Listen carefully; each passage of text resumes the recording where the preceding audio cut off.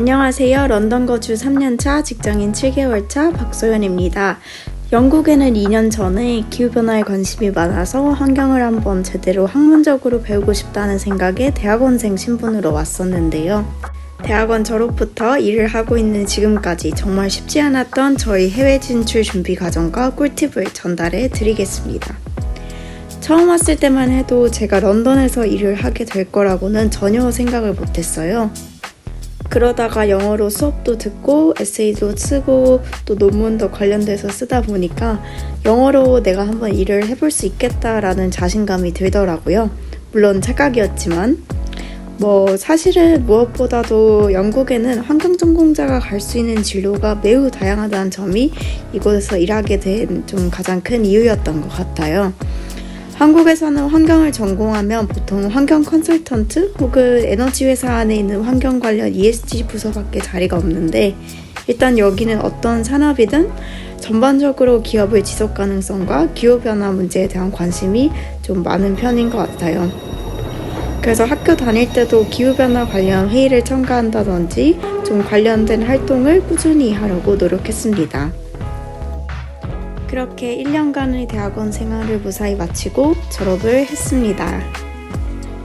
아마도 졸업하는 순간이 제가 영국에 살면서 가장 기억에 남을 순간이었던 것 같아요. 여러분과 소중한 순간을 나누고 싶어서 영상에 한번 담아봤습니다. 그렇게 졸업을 하고 가장 먼저 한 일은 그래주에이트 비자를 신청한 건데요. 영국에서 외국인이 일할 수 있는 비자는 크게 회사에서 스폰서를 받는 워킹 비자, 학생들이 신청할 수 있는 그래주에이트 비자, 혹은 워킹 홀리데이 비자 이 크게 세 가지가 있습니다.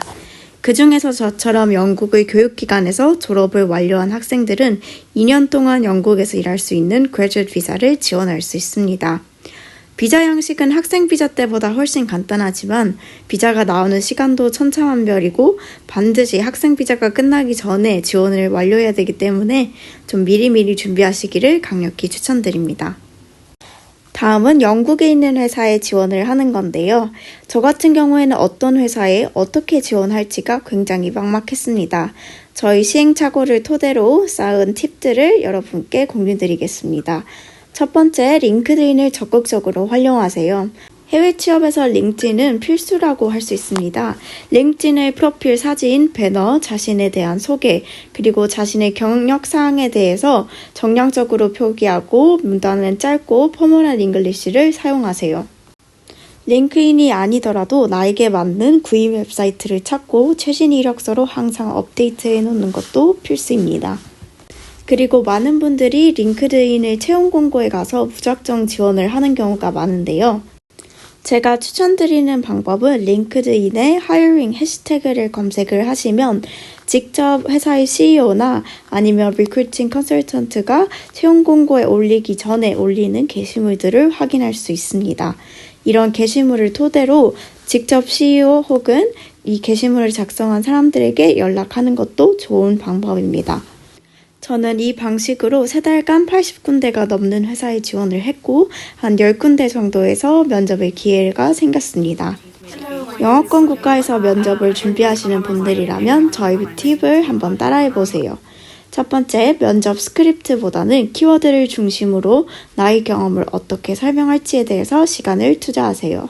두 번째, 면접에서 자주 물어보는 질문에 대해서 답변을 준비하세요. 간과하기 쉬운 부분이지만 반대로 내가 면접관에게 꼭 물어봐야 하는 질문도 잊지 마세요. 면접은 면접관이 나를 평가하는 자리이기도 하지만 내가 회사에 대해서 알아볼 수 있는 좋은 기회이기도 합니다. 다음은 현실적인 조언인데요. 영국은 입사 일정이 정해져 있지 않아서 사실상 취준이 무한정으로 길어질 수 있습니다. 그러기에 런던은 정말 비싼 도시라고 할 수 있는데요. 그래서 취준을 시작하기 전에 현실적으로 내가 이곳에서 취업될 때까지 살 수 있을지를 생각해 봐야 됩니다. 저 같은 경우 오전에는 취준을 하고 오후에는 알바를 하면서 버텼는데요. 무엇보다 긍정적인 마음가짐을 잃지 마세요. 취업은 능력순위 아닙니다. 취업 성공 후 저는 현재 환경 NGO에서 환경 정책을 담당하고 있습니다. 아름다운 제 출근길을 감상하시죠. 영국에서 일하는 장단점이 뭐냐고 물으신다면 저는 수평적인 직장 문화와 삶과 라이프의 밸런스라고 말하고 싶은데요. 위계 질서에 관계없이 자신의 의견을 피력하고 의사결정에 참여하는 경험은 저에게 굉장히 신기했던 것 같습니다. 특히 이곳에서 일을 하면서 삶과 일이 분리되었다는 느낌을 많이 받는데요.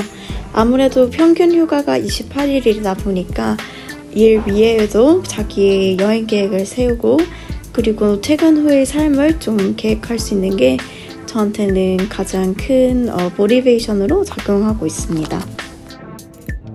단점은 문화적 차이와 언어적 차이가 있는데요.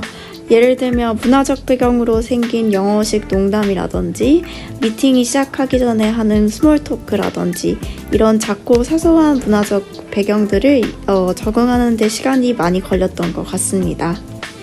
두 번째는 언어적 차이인데요. 아무래도 영어가 외국어다 보니까 한국어에 비해서 느린 업무 처리 속도나 그리고 미팅을 바로 이해하고 따라가고 질문까지 해야 되는 게 되게 부담스럽게 다가왔던 것 같아요. 특히 영국은 매우 공손하면서도 감정을 드러내지 않는 이메일 양식을 사용하기 때문에 그런 다른 문화에 대해서 이해하는 시간도 필요했던 것 같습니다.